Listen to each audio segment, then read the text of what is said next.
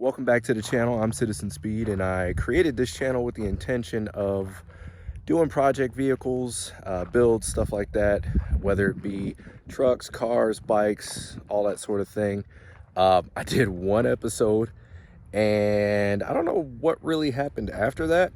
Clearly, I didn't follow up on it, but definitely want to get back to it and get after it. So without further ado, it is January 26, 2020, 26 or 27, I don't know. Anyway, it's January 26. Got a new project vehicle that I picked up a little over a week ago. Those of you that follow me on Instagram, you already know what it is, but let's get right into it. So here she is in all her glory. This is my new to me 1995 Eagle Talon. This is the TSI all-wheel drive model. This has actually been the 4th DSM for those of you who are familiar with the community. Chances are, if you're watching this video, you're probably already familiar, but this has been the 4th DSM that I've owned. I don't know why I keep doing this to myself, but I just love these things, man. And just too many of them keep ending up in junkyards or getting parted out and scrapped. Not too many of them really taken care of. Clearly, this isn't the best example, but that's kind of why I bought it. It was cheaper than some of the ones that have been well maintained or even fully restored. So my plans for it are to bring it back to its former glory, do some tasteful mods on it. The car, if you're not familiar with it, it is a 2-liter 4-cylinder, excuse the wind. They do come turbocharged from the factory, making about 210 horsepower. Like I said, this is the all-wheel drive model. This also has some of the options. It has a limited slip rear diff, which is something that I always tend to look for when I'm looking for all-wheel drive DSMs.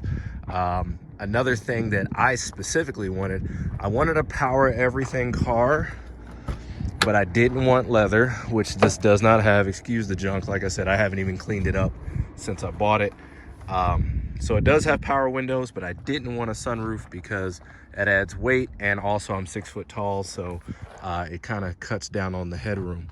So plans for this, I mean, you can see it's seen better days. It didn't have a radio. It's got, random wires running for the boost gauge over there. The driver's seat has a cover on it, so you can just imagine what it probably looks like under it. What else? This is a rust bucket. I'm not even gonna lie to you. Now, here's the thing, and I don't fault this of the previous owner or anything like that. A lot of people, when they're looking for DSMs, I mean, you can see it right there on the hood. When they're looking for DSMs, common area that they look for is the strut towers. Now on this one, strut towers are actually fine. But if you look down here in the fender well, you can see it's pretty much rusted through. Another place you want to look on these cars is right back here at some of your rear suspension mounts. I'm not sure how well you can see that with the way the lighting is, but you can see it's definitely rusted through. So that's gonna have to be rebuilt. I don't even know how the body panels look underneath these side skirts. I can only imagine, but yeah. So like I said, I just wanted to make this quick video, not necessarily going through everything that I plan on doing with the car, but just kind of putting it out there, about the new project and some of the things you can expect. This car did come stock engine. I don't believe, actually, yeah, this is the stock engine. The previous owner did end up putting a transmission in it, but it's just a stock transmission. That's probably gonna have to get redone.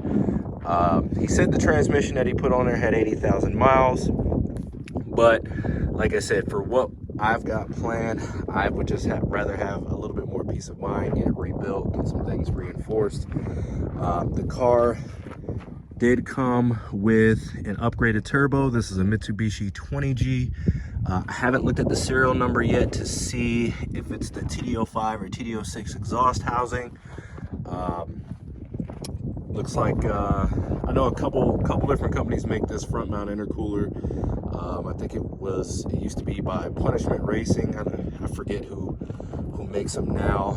It's got the Greddy knockoff blow-off valve, intercooler piping, all that. So from what I can see, and from what the previous owner told me, the only things done to it were the turbo, the intake, and the intercooler piping. So if you know anything about DSMs, you know that all that really doesn't matter if the car doesn't have upgraded fuel, an upgraded fuel system. This has the stock, I believe stock fuel pump on these is a 190, or no, it might be less. Yeah, 190 is an upgrade. I know Walbro makes one. I have a fuel pump at the house, but you also need injectors, and of course you need an adjustable fuel pressure regulator because the factory one isn't going to be able to support that, and you're going to need a way to tune it. So putting this bigger turbo on here, putting the intercooler piping on here, I mean, yeah, it's all well and good, but you're not really able to make much power, because as soon as you go beyond about 16 pounds of boost, this car experiences what's called fuel cut. So definitely going to have to address that. Probably first order of business is clean all this up and just do a thorough inspection, just seeing what's going on in here.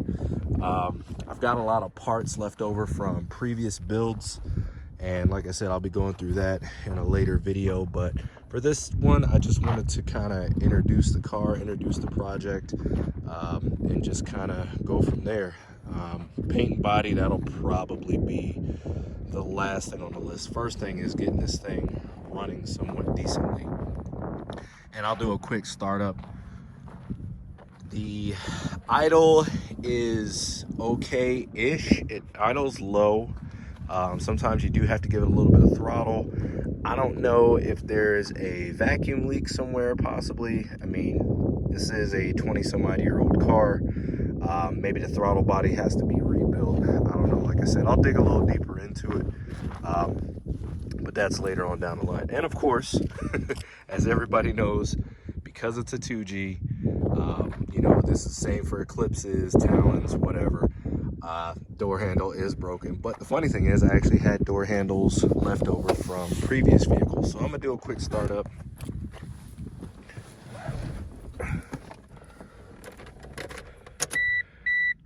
Car's got about 179,000 miles on it. Yeah, you can see she idles kind of low.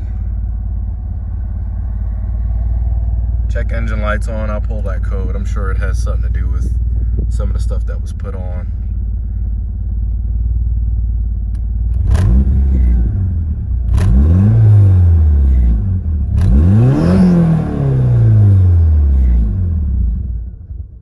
And it shut off. So like I said, I'll check into that. I'm sure it's probably something simple, but first order of business on this car is doing a thorough inspection and proper maintenance. So I think that a lot of times people get into these cars because they know that they get into these cars because they know that they can make quite a bit of power for not a lot of money. But the thing is, none of that means anything if you're not maintaining the car, if you're not doing, you know, proper fluid changes, keeping up with your timing belt and all your you know, all the other wear items. So like I said, I'll get all that sorted out, but in the meantime, I'll do a quick drive, show you guys this thing. Obviously I drove it here. Now, once again, like I said, because it doesn't have the proper size injectors, it doesn't have a bigger fuel pump, this car will experience fuel cut. So I can't do a big pull, but I'll do a small pull just so you can see.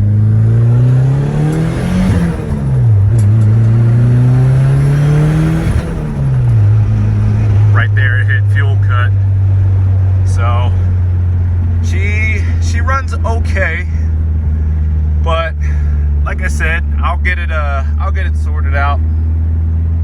The good thing is I have all the factory manuals for it. So versus, I mean, nothing wrong with like a little Chilton's or Haynes manual, but when you have a project and you know you're going to be going in depth with a lot of stuff, I highly recommend investing in the actual factory service manuals. So fortunately, I do have those. This build's probably going to take me a while. So for right now, the big things are doing a thorough inspection, making a checklist of everything it's going to need, and maintenance.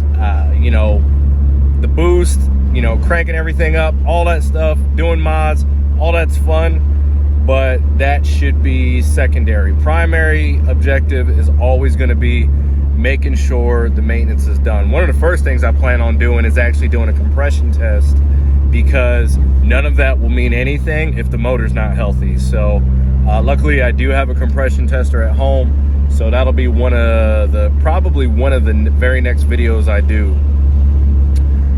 Or maybe I'll just clean the engine bay up, just so I can, when I'm doing an inspection, I know what's actually leaking and what's just covered in road grime. So stay tuned for those videos. I know I didn't do a great job before. I literally posted one video and that was it. But my plans for this are to restore the car. You know, like I said, I really don't like seeing these things get crushed. So I do plan on doing a full restoration, full build up on the car. This is going to be a street car with some possible road course use. Might take it to the occasional drag event or whatever. But for the most part, it's going to be a street car. Not going to be my daily driver, but it's going to be a street car. So, like I said, thank you guys for watching. Stay tuned. And if you like what you see, go ahead and drop a like. I definitely appreciate it, guys. So, a lot more to come. Hope you guys enjoyed what you saw.